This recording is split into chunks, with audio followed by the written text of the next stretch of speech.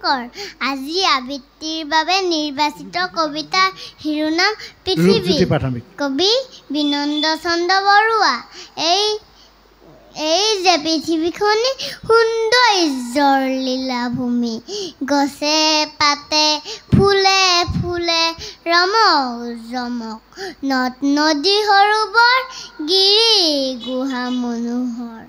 যেনি চাও তেনি লাগে চকুত চমক গাঁও ভুঁই ঘৰ বাৰী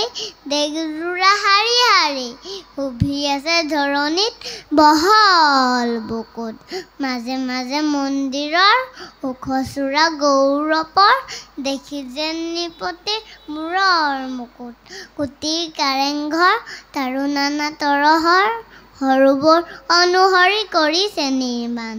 নৰ নাৰী গিৰি নদী গছ লতা পশু পক্ষী পৃথিৱীত কোনো কাৰো নহয় সমান জুই মাটি জলবায়ু